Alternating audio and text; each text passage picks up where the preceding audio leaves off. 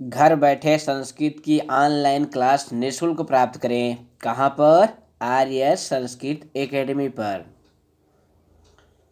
तो सर्वेभ्यो नमः संस्कृताय। केवीएस की तैयारी कर रहे सभी प्रतियोगी छात्रों का आर्य संस्कृत एकेडमी में हार्दिक स्वागत है।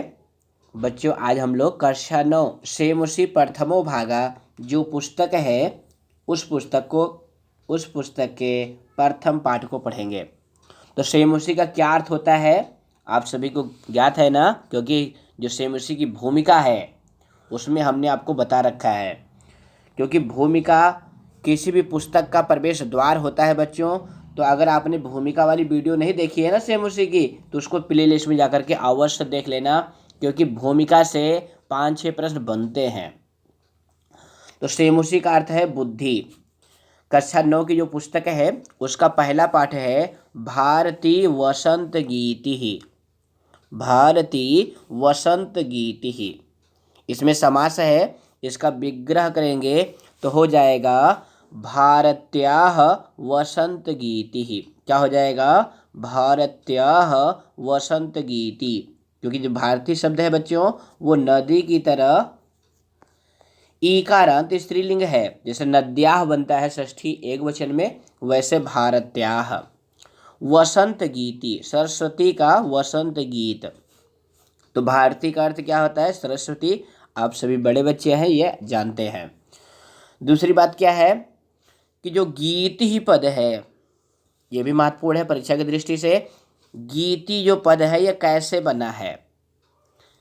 तो गीति पद में गय धातु है। कौन सी धातु है? गय, जिसका अर्थ होता है गाना। और कितिन प्रत्यय। कौन सी प्रत्यय बच्चों? कितिन प्रत्यय। कितिन प्रत्यय का क्या जुड़ता है बताइए? ज्ञात है ना आपको? कितिन प्रत्यय का ती जुड़ता है। और कितिन प्रत्यांत पद स्त्रीलिंग में होते हैं, ये भी आप ध्यान रखें। जैसे गति, मति। आप स्त्रीलिंग में मति का रूप याद करते हैं ना, मत, मति, मतया, स्त्रीलिंग में इकारांत में। तो गति, मति ये सभी कैसे पद हैं या शब्द हैं कहेंगे तो ये कितिन प्रत्यांत शब्द हैं। तो यहाँ पे जो गीति ही है ये भी कितिन प्रत्यांत है। तो बच्चों हमारा यही लक्ष्य होता है कि कहीं भी, क्योंकि केवीएस पहली बार ऐसा सिलेबस दिया है, नया नया पेपर आएगा तो क्या पूछ ले कुछ भी पता नहीं है। तो इसलिए हमारी दृष्टि में जो भी आता है उसको हम आपको अच्छे से बताने की कोशिश करते हैं। तो प्लीज़ बच्चों, अगर आप हमारे चैनल पर नए हैं तो सब्सक्राइब कर लो, जिससे हमको भी लगे कि हमारी वीडियो बच्चों को पसंद आ रही है और हमारे परिवार को बढ़ाएं। तो ये हो गई पाठ की बात। अब देखते हैं इस पाठ में क्या क्या है। तो यह गीत आधुनिक संस्कृत साहित्य के प्रख्यात कवि। अब यहाँ पे देखिएगा, ये आधुनिक संस्कृत साहित्य के प्रख्यात कवि हैं, यानी ये महत्वपूर्ण हैं। कवि का क्या नाम है? पंडित जानकी वल्लभ शास्त्री। इनकी जो रचना है काकली, ये गीत संग्रह है। काकली जो है, जो इनका ग्रंथ है, ये क्या है? गीत संग्रह है। इसी गीत संग्रह से यह गीत लिया गया है। यानी भारतीय वसंत गीत किस पुस्तक से लिया गया है या किस ग्रंथ से लिया गया है? तो काकली से लिया गया है। किससे लिया गया है? काकली से। किसने लिखा है? पंडित जानकी वल्लभ शास्त्री ने। अब बच्चों, काकली का क्या अर्थ होता है बताइए? काकली का अर्थ होता है कोकिला नाम ध्वनि। ये पूछा जा सकता है बच्चों, कोकिला नाम ध्वनि। काकली का क्या अर्थ होता है? कोकिला नाम ध्वनि। जो कोयलों की ध्वनि होती है ना, उसी को काकली कहते हैं। तो कोकिला नाम ध्वनि काकली। काकली किसने लिखा है? पंडित जानकी वल्लभ शास्त्री ने। ये कैसे कवि हैं? आधुनिक संस्कृत साहित्य के कवि हैं।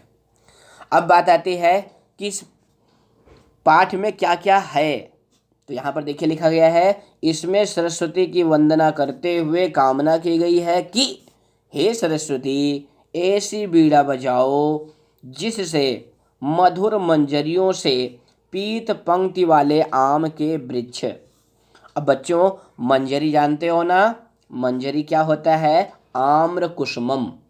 आम्र के फूल को जो गांव वाले बच्चे होंगे वो जानते होंगे कि वसंत ऋतु में आम के पेड़ में बौर आ जाते हैं, उसको बौर कहते हैं, लेकिन शुद्ध भाषा में वो क्या है? आम्र कुसुमम है, यानी आम का फूल है।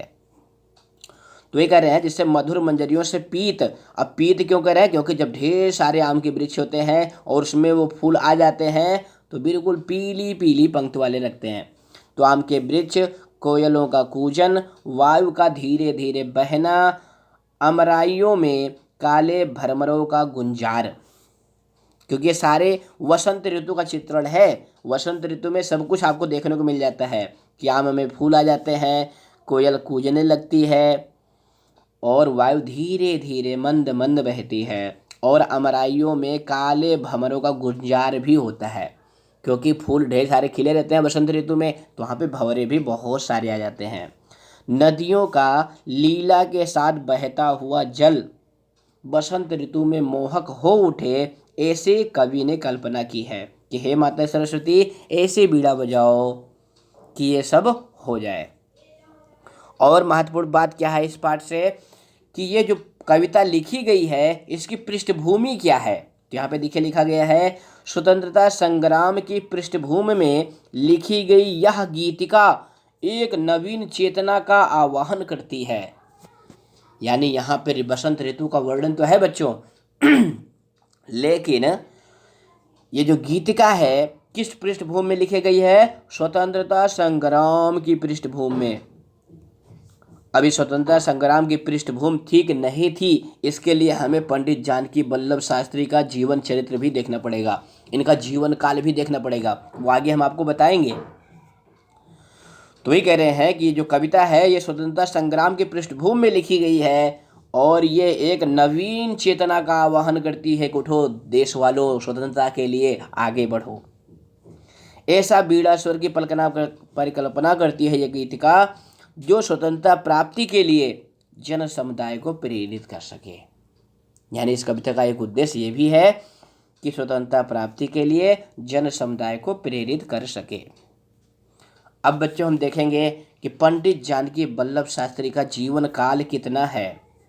तो ये देखिए यहाँ पे हमने लिखा है, आप भी इसको कॉपी में नोट कर लें या याद कर लें। श्री जानकी वल्लभ शास्त्री का जन्म 5 फरवरी 1916 में हुआ था। ये महत्वपूर्ण बात है बच्चों, ये सब हम आपको इसलिए बता रहे हैं क्योंकि जब हम अभिज्ञान शाकुंतलम पढ़ते हैं तो कालिदास का चरित्र भी पढ़ते हैं, उनका जीवन परिचय भी पढ़ते हैं। तो वैसे जब हम काकली पढ़ रहे हैं तो काकली के जो लेखक हैं जानकी वल्लभ शास्त्री जी, उनका जीवन परिचय भी हमें याद होना चाहिए। तो इनका जन्म 5 फरवरी 1916 में बिहार के मेगरा गांव में हुआ था। यानी किस राज्य के निवासी थे? बिहार राज्य के। इनके पिता का नाम श्री राम अनुग्रह शर्मा था। इनके पिता का देहांत बचपन में ही हो गया। अब बताओ बच्चों, जिसके पिता बचपन में ही ना रहे उसको कितनी मुसीबत झेलनी पड़ी होगी। लेकिन पंडित जानकी वल्लभ शास्त्री ने बहुत मेहनत की। उन्हें पशुओं से बहुत प्रेम था, यानी उनको पशुपालन बहुत अच्छा लगता था। और इनकी पत्नी का नाम छाया देवी था। पंडित जानकी वल्लभ शास्त्री, इनकी पत्नी का क्या नाम था? छाया देवी। इनकी मृत्यु 98 वर्ष की आयु में 7 अप्रैल 2011 में बिहार के मुजफ्फरनगर जिले में हुई। यानी जन्म कहाँ हुआ था? मेगरा गांव में। कब हुआ था? 5 फरवरी 1916 को। और मृत्यु कब हुई? 2011 में। कहाँ हुई? बिहार के मुजफ्फर जिले में। कितने साल ये जीवित रहे? 98 वर्ष। तो अब बच्चों देखो, जो इनका जीवन काल है 1916 से लेकर के 2011 तक, यही तो हमारा स्वतंत्रता प्राप्ति, जब 1916 से हमारा देश आज़ाद हुआ, कब हुआ था? 1947 में। तो इन्होंने जब कविता लिखी थी वो स्वतंत्रता संग्राम का दिन था, इसलिए जो कविता है ये स्वतंत्रता संग्राम की चेतना को जगाने वाली है। अब बात आती है बच्चों उनकी रचनाओं की। तो पंडित जानकी वल्लभ शास्त्री हिंदी के प्रख्यात कवि हैं। जो इनका ग्रंथ है हंस बलाका गद्य काव्य, इनकी रचना हिंदी जगत की एक अमूल्य निधि है। यानी हंस बलाका बहुत प्रसिद्ध है। प्यारे बच्चों, जैसे आप अंबिका दत्त व्यास जी को पढ़ते हैं तो आप संस्कृत के विद्यार्थी हैं, तो अंबिका दत्त व्यास जी की हिंदी में बहुत सारी रचनाएं हैं, सारी भूल जाते हैं, लेकिन आप बिहारी बिहार नहीं भूलते। क्या नहीं भूलते? बिहारी बिहार। क्यों? क्योंकि ये उनकी बहुत प्रसिद्ध रचना है बिहारी बिहार। किसकी? अंबिका दत्त व्यास जी की। और ये कुंडलिया छंद में लिखा गया है, ये भी आप याद कर लेते हैं। पढ़ते शिवराज विजयम है, लेकिन बिहारी बिहार को भी याद कर लेते हैं। क्यों? क्योंकि उनकी महत्वपूर्ण रचना है। तो वैसे हम पढ़ रहे हैं काकली, लेकिन उससे संबंधित जो इनके हंस बलाका है उसको भी याद रखेंगे। इनके संस्कृत रचनाओं में 3 रचनाएं बहुत प्रसिद्ध हैं, काकली, बंदी मंदिरम और लीला पद्मम। ये भूमिका में भी दिया गया है, बंदी मंदिरम, यानी काकली और बंदी मंदिरम, ये दोनों तो आपको याद ही होना चाहिए। लीला पद्मम आप भूल भी जाए तो कोई दिक्कत नहीं, लेकिन ये दोनों याद होना चाहिए क्योंकि ये आपकी सेमसी पुस्तक में दिए गए हैं। हिंदी की इनकी बहुत सारी रचनाएं हैं, रूप अरूप, कानन, अपर्णा, साहित्य दर्शन, गाथा, तीरगंगा, शिप्रा, अवंतिका, मेघगीत, चिंताधारा, प्राच साहित्य, रई, पाषाणी, तमसा, एक किरण, सौझाइयाँ, ये सारी इनकी रचनाएं हैं। अब कोई विद्यार्थी के सर जी सारी याद तो हो नहीं पाएंगी, तो कोई दिक्कत नहीं है। हिंदी वाली इतनी महत्वपूर्ण याद हो पाए कोई दिक्कत नहीं। ये संस्कृत वाली जो 3 हैं ये जरूर आपको याद होनी चाहिए, और हंस बलाका भी याद होनी चाहिए। समझ गए ना? सब भूल जाएं, लेकिन आपको काकली जरूर याद होनी चाहिए, क्योंकि इसी से तो पाठ लिया गया है। अब काकली को याद करने के लिए बच्चों क्या करते हैं, हम लोग बहुत छोटी छोटी ट्रिक बनाते हैं। अब जैसे जानकी वल्लभ शास्त्री, जानकी, जानकी से एक पद आपको याद आ गया ना, कि माता सीता जी। अब माता जी सीता जी कैसे बोलती होंगी? मधुर बोलती होंगी। तो मधुर कैसे बोलेंगी? काकली। मधुर कौन बोलता है? कोयल बोलती है, और कोयल की ध्वनि को क्या कहते हैं? काकली। क्योंकि आगे सभी पाठ में आपको आधुनिक लेखक मिलेंगे, तो वहाँ पे आपको रचनाओं में कन्फ्यूजन हो सकता है, तो यह ट्रिक आपके काम आएगी। अरे जानकी वल्लभ शास्त्री जी क्या लिखे होंगे? काकली लिखे होंगे। ये छोटी छोटी ट्रिक हैं जो हम बच्चे बनाते ही रहते हैं, तो आप भी इस तरह से याद रखिएगा। चलिए अब आते हैं हम पाठ पे। ये इतनी जानकारी बहुत लाभदायक होगी आपको, इसलिए हम उम्मीद करते हैं। अब श्लोक पे आते हैं। प्रथम श्लोक है आपका, तो गायन करने का समय नहीं है बच्चों, क्योंकि आपका पेपर 12 से 14 है। अगर हम आपको गायन ही पढ़ाते रहेंगे तो और चीज़ छूट जाएगी, इसलिए हम श्लोक का गायन नहीं करेंगे। गायन के लिए हम दूसरी वीडियो बना देंगे, जिसको गायन सीखना होगा गायन सीख लेगा। तो निनादय नवीनाम अयवाड़ी वीणाम मृदुम गाय गीतिम ललित नीत लीनाम मधुर मंजरी पिंजरी भूतमाला वसंते लसंती सरसा रसाला कलापा ललित कोकिला का कलीनाम निनादय नदीनाम अयवाड़ी वीणाम। ये श्लोक है, क्योंकि अब इस समय हमें क्षैतिज अध्ययन करना है, लंबवत अध्ययन नहीं करना है। कैसा अध्ययन करना है? क्षैतिज, कि हमें ज़्यादा से ज़्यादा कवर करना है। अब अन्वय सहित खानबाद देखेंगे। अयवाड़ी, यहाँ पे कहाँ है अयवाड़ी? यहाँ पे है, ये देखिए ना, अयवाड़ी। नवी नाम अय में अय छिपा हुआ है। अय मतलब हे माता सरस्वती। अब ये वाड़ी कैसा पद है? संबोधन का पद है, क्योंकि जैसे नदी का क्या सब बनता है संबोधन में? रूप भी कंफर्म करते चलिए, नदी का संबोधन में बनता है नदी, यानी हर्ष हो जाता है, हे नदी। तो वैसे हे वाड़ी, हे माता सरस्वती, क्या करिए? नवीनाम बीड़ाम निनादे, नवीन बीड़ा बजाओ, ऐसी नवीन बीड़ा बजाओ जो क्या करे? तो करें ललित नीत लीनाम मृदुम गीतिम गाय। ललित सुंदर, नीत नीतियों से, लीनाम युक्त, गीतिम गीत को, मृदुम गाय मधुरता से गाओ। अब यहाँ गाय में और निनादे में देख के पता चल रहा है ना कौन सा लकार है इसमें? बताइए भैया। लोट लकार है। कौन सा लकार है? लोट लकार है। पुरुष कौन सा है? मध्यम पुरुष है। वचन कौन सा है? एक वचन है। बिल्कुल मन में बैठाए रखिए, लोट लकार, मध्यम पुरुष, एक वचन। निनादे में भी और गाय में भी। निनादे में नी उपसर्ग है, नद धातु है, और गाय में गय धातु है। कौन सी धातु है? गय। तो कवि कह रहा है कि हे माता सरस्वती, नवीन बीड़ा बजाओ, मधुर नीतियों से युक्त मधुर गीत को गायन करो, जिससे क्या होगा? कह रहे हैं इह वसंते, इस वसंत ऋतु में, मधुर मंजरी पिंजरी भूतमाला, मधुर मंजरियों से पीली हो गई जो आम की माला है। सरसाह रसालाह लसंती, सरसाह सुंदर, रसालाह आम के जो पेड़ हैं, लसंती सुंदर लग रहे हैं, सुंदर लग रहे हैं, लसंती शोभन्ते। और क्या कह रहे हैं, ललित कोकिला काकली नाम कलापह, ललित माने क्या होता है बच्चों, सुंदर। यहाँ भी देखिए ललित आया हुआ है, ललित नीति नाम में यहाँ भी ललित आया हुआ है। ललित का मतलब क्या होता है, शोभनम सुंदरम। तो ललित कोकिला काकली नाम, कोकिला नाम काकली, कोयलों की जो बोली है। और कलापह, कलापा माने क्या होता है, समूह। कलापा याद रखिएगा, कलापा माने क्या होता है, समूह। तो मधुर कोयलियों की जो ध्वनि है, उसका जो समूह है वो कैसा लग रहा है, बिलसंती सुंदर लग रहा है। ऐसे वसंत मनमोहक वसंत ऋतु में अये वाणी हे माता सरस्वती नवीनाम वीणाम निनादे, नवीन वीणा को बजाओ। अब बच्चों हम परीक्षा दृष्टि के अंतर्गत देखेंगे कि इसमें प्रश्न क्या क्या बन सकता है। परीक्षा दृष्टि यानी पेपर की दृष्टि, हमें पंडित तो होना है, विद्वान तो होना है, लेकिन पहले केवीएस की परीक्षा पास करनी है। विद्वता हम लेते रहेंगे, पहले हमें नौकरी जरूरी है। तो परीक्षा दृष्टि के अंतर्गत क्या पूछेगा, शब्दार्थ या पर्याय पद।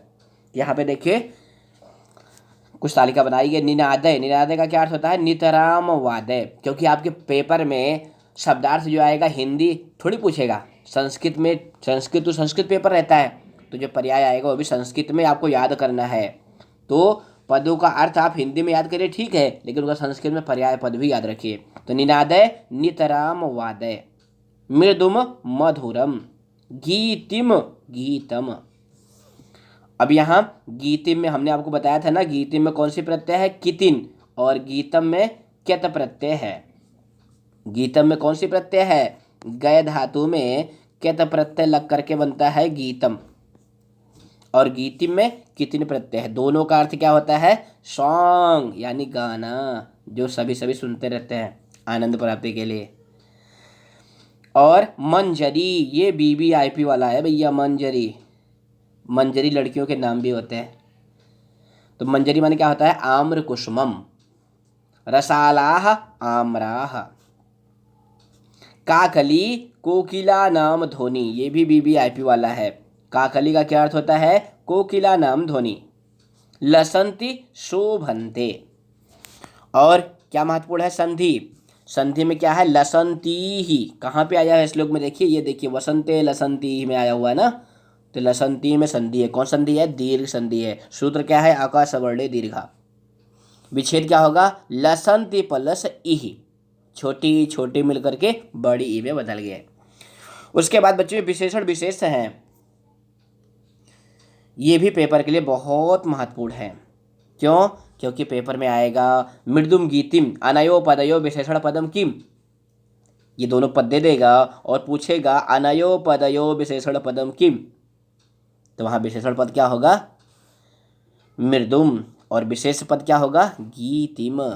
इसी तरह से सरसाह रसालाह, सरसाह विशेषण है, रसालाह विशेष है। नवीनाम वीणाम, इसमें नवीनाम विशेषण है, वीणाम विशेष है। विशेषण और विशेष से संबंधित बच्चों प्रश्न लगभग हर परीक्षा में आते हैं।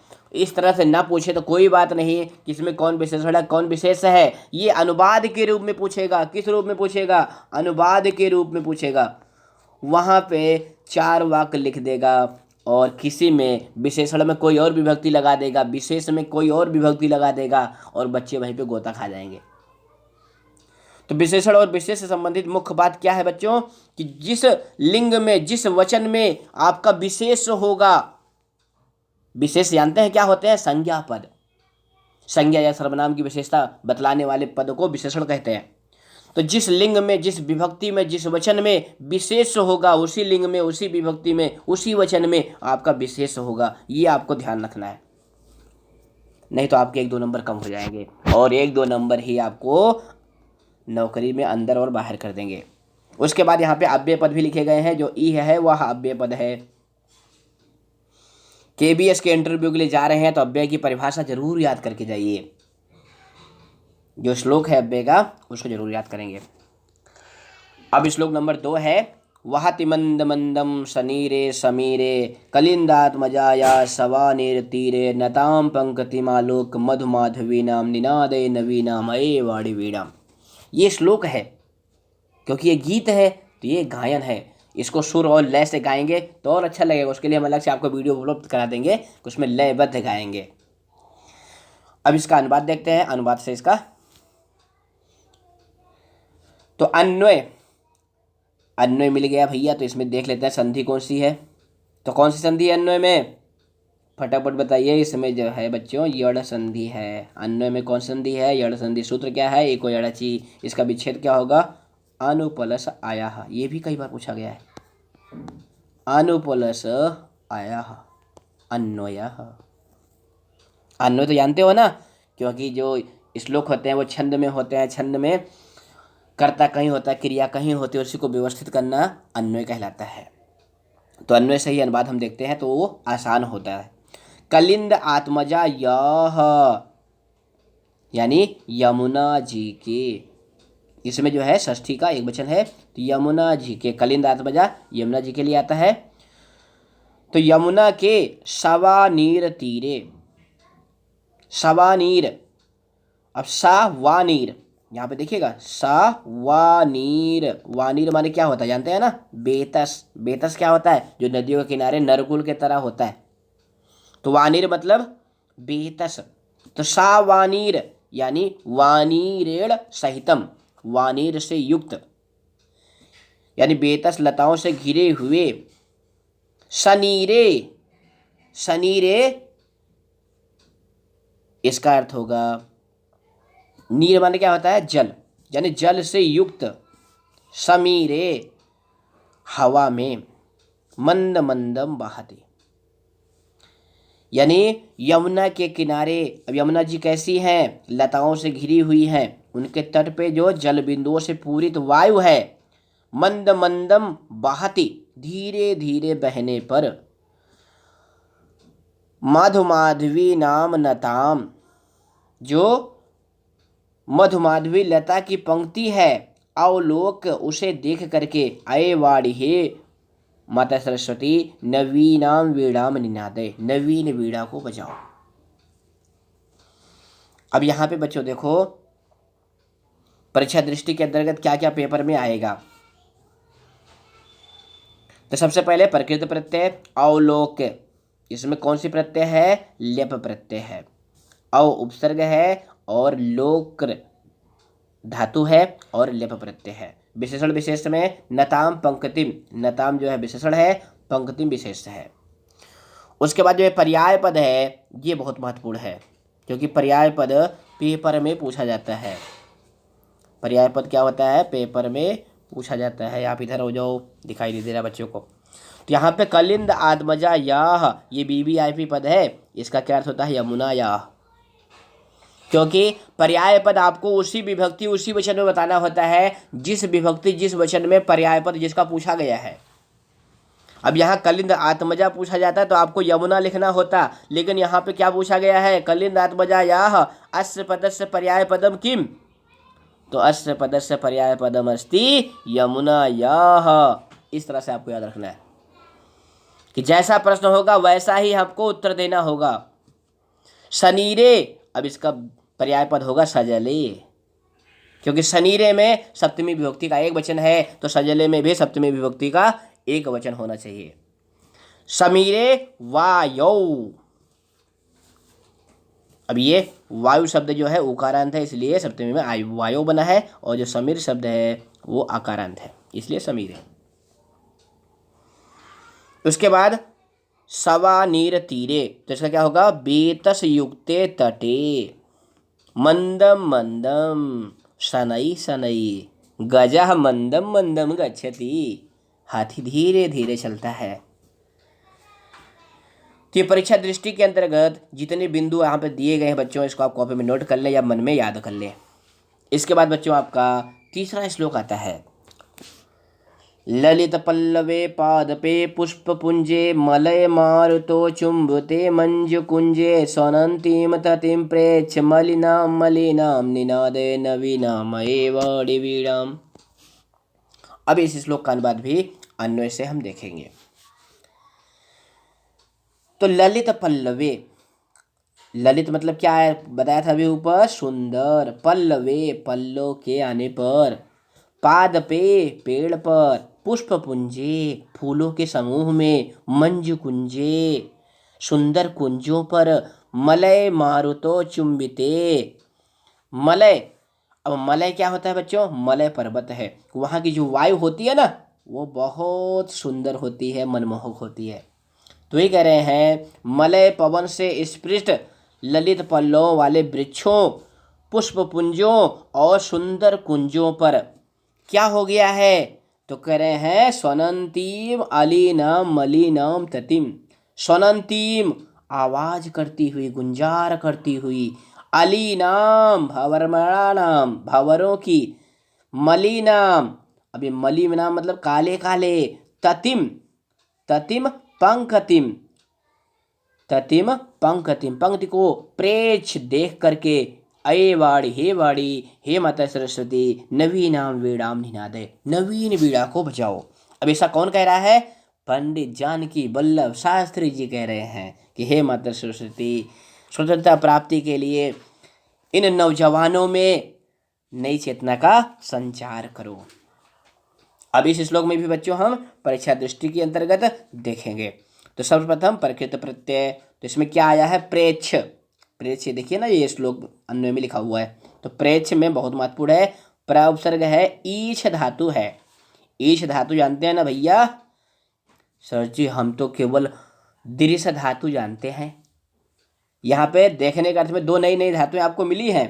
पहली अभी क्या मिली, लोक धातु, लोक माने क्या भी होता है, देखना, और यहाँ पे क्या मिल गया, ईछ, अपना शब्दकोश बढ़ाते रहो, ईछ माने भी क्या होता है, देखना। इसलिए जब हम परीक्षा कराते हैं ना तो परीक्षा क्या होती है, परितः इच्छा, यानी चारों ओर से देखा जाए, तो वहां भी ईछ धातु है, परि प्लस इच्छा परीक्षा, यानी जो चारों ओर से देखी जाए। तो यहाँ पे प्रेक्ष में प्रउपसर्ग है, ईछ धातु है और ल्यप प्रत्यय है, समझ गए ना।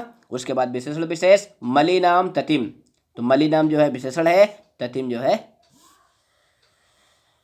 हाँ क्षम्यता, यहाँ पे कंप्यूटर वाले ने जो है मिस टाइपिंग कर दी है, यहाँ पे ततिम नहीं होगा बच्चों, यहाँ पे होगा अली नाम, क्योंकि मली नाम इसका जो विशेष पद है वो अली नाम है, ये देखो ना मली नाम अली नाम, तो यहाँ पे ततिम पे गलत है, कंप्यूटर वाले ने टाइपिंग जो किया है, अभी नया नया लड़का आया है तो थोड़ा टाइपिंग में गलती हो जाती है, तो यहाँ पे ततिम नहीं होगा बच्चों, यहाँ पे होगा मली नाम अली नाम, यहाँ पे क्या होगा, अली नाम। ये अली नाम कहाँ लिखा हुआ है, ये देखिए अली नाम, ये आएगा यहाँ पर, मली नाम अली नाम, काले काले भंवरों की। तो कैसे हमने पकड़ा, क्योंकि ततिम में द्वितीय विभक्ति का एक वचन है, मली नाम में षष्ठी विभक्ति का बहुवचन है, तो जो इसका विशेष आएगा वो भी षष्ठी विभक्ति बहुवचन वाला होगा, तो यहाँ पे होगा अली नाम।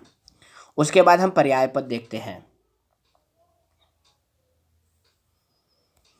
तो पुष्प पुंजे पुष्प समूहे, अली नाम भ्रमणाणाम, ये बहुत महत्वपूर्ण है क्योंकि अली माने भौरा होता है, कम बच्चे जानते हैं, तो अली नाम भ्रमणाणाम, ततिम पंकतिम कतार को, मली नाम कृष्णवर्णाम काले काले रंगों वाली, प्रेक्ष दृष्टवा, प्रेक्ष का भी पर्याय पद आपसे पूछा जा सकता है, प्रेक्ष अस्य पदस्य पर्याय पदम किम, तो अस्य पदस्य पर्याय पदम अस्ति दृष्टवा, और अवलोक भी यहाँ पे लिखा जा सकता है, क्योंकि अवलोक अभी पिछले वाले श्लोक में आया था, अवलोक का मतलब होता है देख करके,